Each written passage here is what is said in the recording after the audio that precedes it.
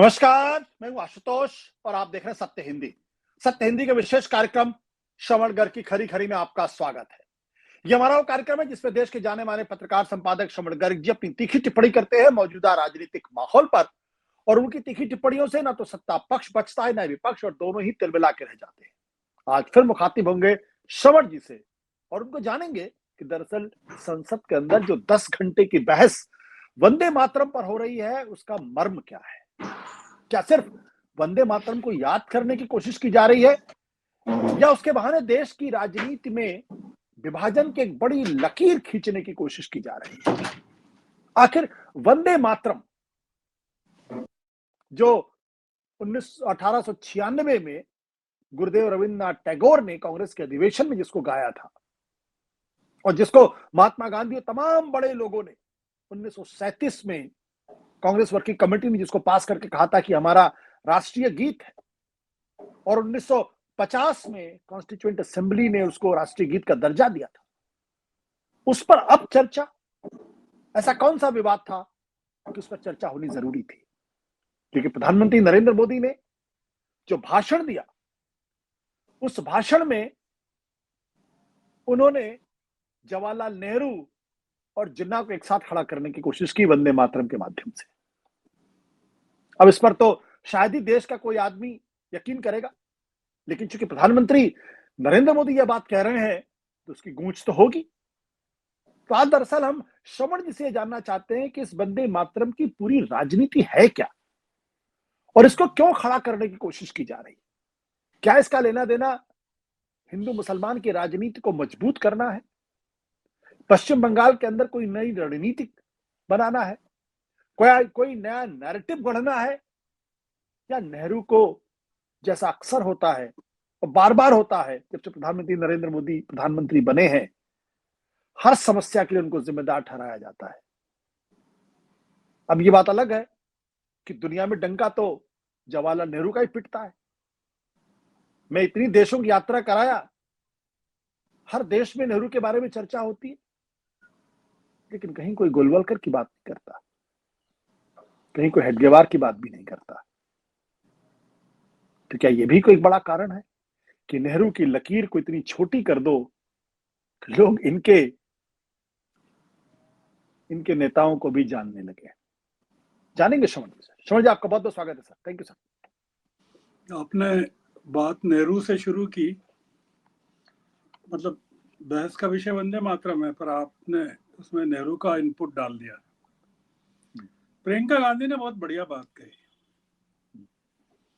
उन्होंने कहा आपने वंदे मातरम के लिए 10 घंटे तय किए हैं, आप एक दिन नेहरू पर तय कर दीजिए पार्लियामेंट में। प्रधानमंत्री जी ने बिहार में गिनाया कि कितनी गालियां उनको दी कांग्रेस ने। आप नेहरू को जितनी गालियां देना है उसकी लिस्ट बना लीजिए और उस पूरे दिन नेहरू पर चर्चा कर लें।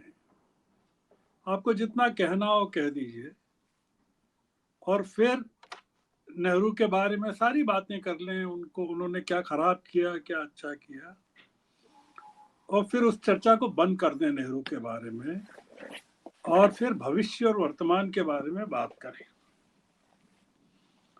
प्रियंका गांधी जब बोल रही थी तब मोदी जी अपने कमरे में सुन रहे होंगे। प्रियंका ने मोदी जी के हर एक बात का जवाब दिया, बहुत ही मुस्कुराते हुए दिया। शायद राहुल गांधी नहीं कर पाते इस काम को, जो इतना। देखिए, जो विषय है उस पर बात करते हैं। 14 अगस्त 2021 को मोदी जी ने एक फरमान जारी किया था, और वो फरमान ये था कि 14 अगस्त को राष्ट्र के विभाजन के कारण अपनी जानें गंवाने वाले और अपनी जड़ों से विस्थापित होने वाले लोगों को उचित श्रद्धांजलि देने के लिए बलिदान दिवस के रूप में या विभाजन की विभीषिका के दिवस के रूप में मनाएंगे देश में। ये 21 की बात थी, क्योंकि 22 में चुनाव होने थे। जब जब चुनाव होता है देश में कहीं, आप निकाल लीजिए कि 22 में कहाँ कहाँ चुनाव होने थे। उत्तर प्रदेश में होने थे क्या, और कहाँ होने थे। प्रियंका ने कहा ये जो मुद्दा आप लेके आए हैं इसके दो कारण हैं। उसमें एक कारण ये है कि बंगाल में चुनाव हो रहा है। अब हुआ ये कि विभाजन की विभीषिका का जो प्रयोग था वो पिट गया। बार बार खड़ा करते हैं, पिट जाता है। अब बंगाल विजय के लिए वंदे मातरम को हथियार बना रहे हैं। तो हमने देखा कि आजादी के बारे में, वंदे मातरम के इतिहास के बारे में मोदी जी ने जिस तरह से बातें की, तो उनकी टीम ने बहुत ही रिसर्च की है। हालांकि प्रियंका ने उनकी हर एक बात का दस्तावेजों के साथ खंडन किया, बताया कि आप जो बोल रहे हैं कितना गलत बोल रहे हैं, रेफरेंस काट कर बोल रहे हैं। देखिए जो मुद्दा है वो अलग है। वो मुद्दा ये नहीं है। मुद्दा ये है कि 1937 में वंदे मातरम के साथ छेड़छाड़ की गई और उसके टुकड़े किए गए, ये नहीं है। बंगाल के चुनाव के पहले पोलराइजेशन करने के लिए, हिंदू मुस्लिम करने के लिए ये बताना जरूरी है कि कांग्रेस ने मुस्लिम लीग के सामने समर्पण कर दिया था 1937 में, और वहीं से देश के विभाजन की या पार्टीशन की शुरुआत हुई थी। इतना केयरफुली जिसको क्राफ्टेड भाषण मोदी जी का था, जिसकी प्रियंका ने भी तारीफ की। आपने गौर किया कि नहीं मुझे नहीं पता आशुतोष जी, आप तो बारीकी से देखते हैं कि प्रधानमंत्री जी ने ममता के बारे में कुछ नहीं कहा, तृणमूल कांग्रेस के बारे में कुछ नहीं कहा। चुनाव बंगाल में आप सोचिए, और वहां कांग्रेस की कोई हैसियत नहीं है, पर वो पूरे समय नेहरू, मुस्लिम लीग, पार्टीशन, वंदे मातरम में जो तोड़ फोड़ हुई उसके बारे में बोलते रहे। मोदी जी जानते थे कि जो तृणमूल कांग्रेस के जो सांसद हैं वो भरे हुए बैठे हैं, और जैसे ही वो ममता के बारे में या तृणमूल के बारे में कुछ कहेंगे वो वेल में टूट पड़ेंगे। मोदी जी ने सिर्फ एक गलती की कि बंकिम बाबू के बजाय बंकिम दा बोल दिया, और फिर देखिए वो उस पर भी जो बंगाली सांसद हैं वो उस चीज को बर्दाश्त नहीं कर पाए, और उन्होंने टोक दिया कि दादा नहीं बाबू, बंकिम बाबू। तो मैं ये कह रहा हूं कि ये पूरा का पूरा जो सवाल भी उठाया, प्रियंका ने भी उठाया, गोगोई ने भी कहा, या गोगोई ने जब पूछा कि आपने संघ के मुख्यालय पर कितने सालों तक झंडा नहीं लगाया, देश का या राष्ट्रगान नहीं हुआ, तो उसका जवाब देने के लिए प्रधानमंत्री सदन में मौजूद नहीं थे। हमको इस चीज को समझना चाहिए कि वंदे मातरम को के मुद्दे को बंगाल की अस्मिता के साथ जोड़कर अब बीजेपी बंगाल में हिंदू मुस्लिम विभाजन को कैसे पुख्ता करना चाहती है।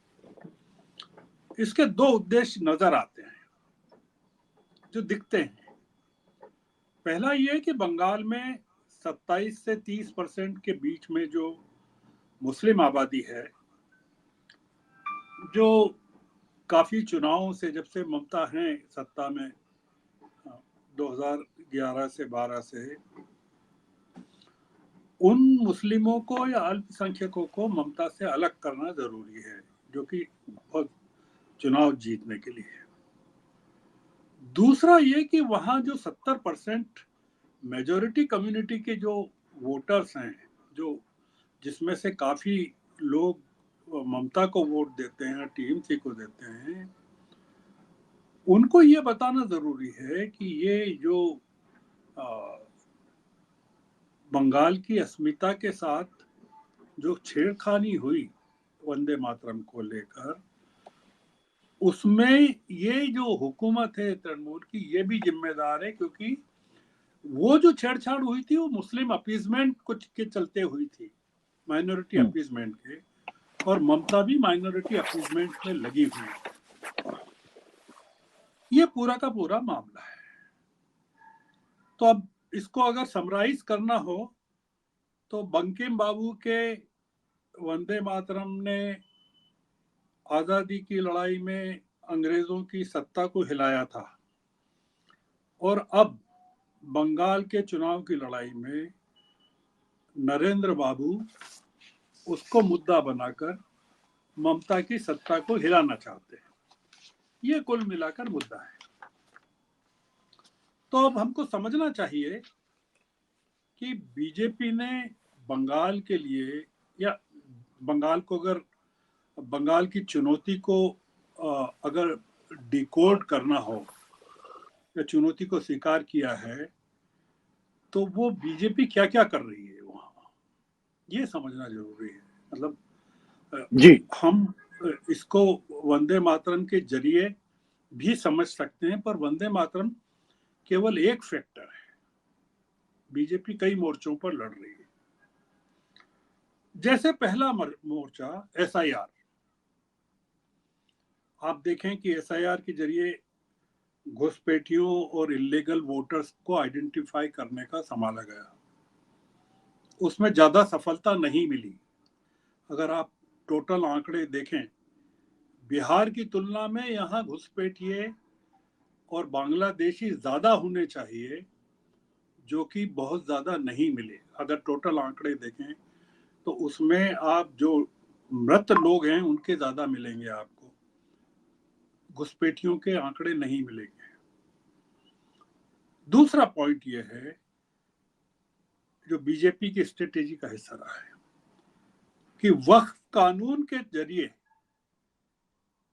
अल्पसंख्यक मतदाताओं को में ममता के प्रति नाराजगी पैदा करना। कैसे? ममता ने पहले कहा था कि वो वक्फ कानून को लागू नहीं होने देंगी राज्य में। अब ममता ने स्वीकार कर लिया है कि वक्फ कानून लागू होगा, और वक्फ प्रॉपर्टी को अपलोड किया जा रहा है, रजिस्ट्रेशन किया जा रहा है, और वो हो नहीं पा रही है, उसकी डेडलाइन बढ़ाई गई है। क्या इससे मुस्लिमों में नाराजगी होगी कि नहीं, कि आपने तो कहा था कि वक्फ कानून हम लागू नहीं होने देंगे और आपके यहाँ हो रहा है। तीसरा,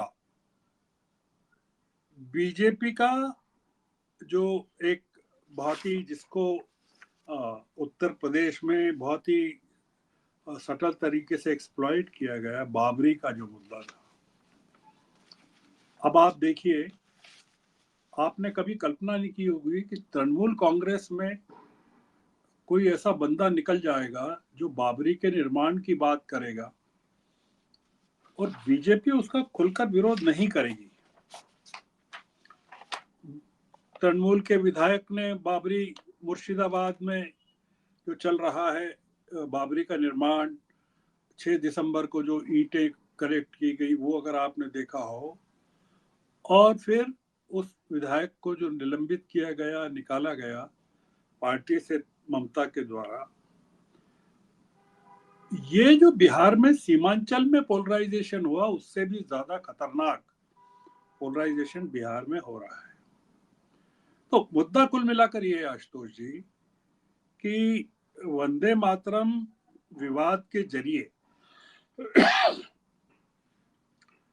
पार्टीशन के जिन्न को एक बार फिर बोतल से बाहर निकाल रहे हैं, कि कैसे जो बंगाल का विभाजन 1905 में हुआ, 1937 में क्या हुआ, 1947 में क्या हुआ, अब ये चुनाव जीतने के लिए ये जो कह रहे हैं कि 37 में मुस्लिम लीग के दबाव में वंदे मातरम के टुकड़े कर दिए गए और कांग्रेस झुक गई, और वही अल्टीमेटली फिर 1947 में पार्टीशन का कारण बना। तो जैसा मैंने कहा कि शुरू में ही कहा मैंने, और रिपीट कर रहा हूं कि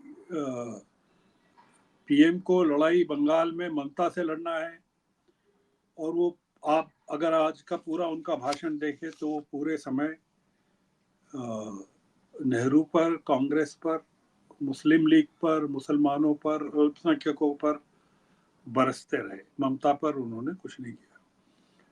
तो क्या ममता और राहुल से इतना ज़्यादा खौफ है बीजेपी में और मोदी जी में और सत्ता में?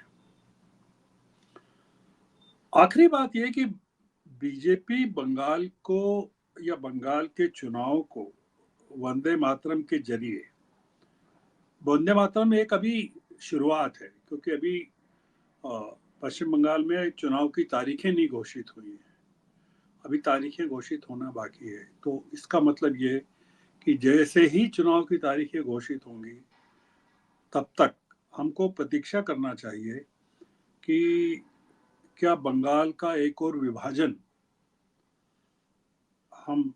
हमको देखना चाहिए, क्योंकि बीजेपी नॉर्थ बंगाल को बंगाल से ममता से अलग करना चाहती है। वहाँ अगर आप देखें तो ये जो डिबेट है वंदे मातरम पर 10 घंटे की लोकसभा में और कल राज्यसभा में, ये देश की लर्निंग के लिए बहुत अच्छी है।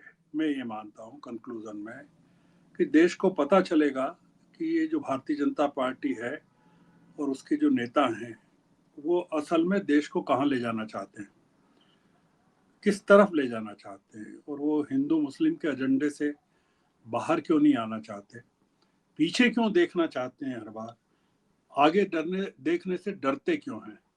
तो हम आज की चर्चा को इसी नोट पर आप चाहें तो खत्म कर सकते हैं। जी thank you sir, thank you, thank you.